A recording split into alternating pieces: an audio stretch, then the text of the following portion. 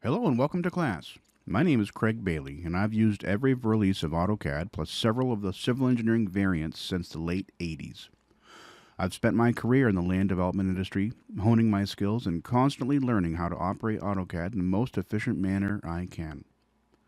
This video series was developed as a supplement to the 16-week in-person course I deliver at NHTI, Concord's community college here in New Hampshire.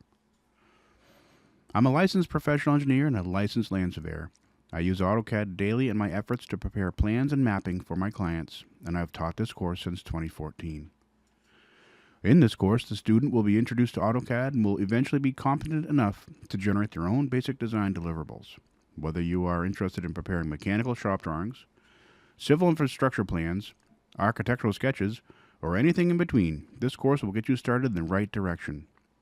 Let's see what we have to look at this week, shall we?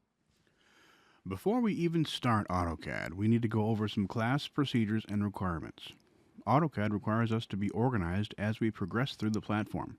To that end, I require each student to have an external hard drive available to plug into the lab computers when on campus and into your own home computer when at home. This helps keep all of our files in order and will eventually assist in the creation of your required course portfolio. Pause the video here, take a look at the structure diagram, and set up your hard drive accordingly. When ready, unpause the video to proceed. In addition to the hard drive, we require 2 textbooks this year.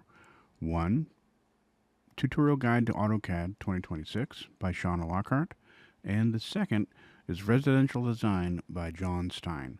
Both of these textbooks are available directly from the publisher, SDC, or through Amazon, and of course, through your fine local campus bookstore.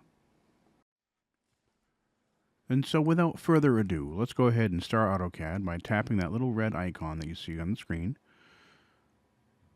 Sit back, have a good time, and let's enjoy ourselves as we explore AutoCAD. I know you're going to have a fun time.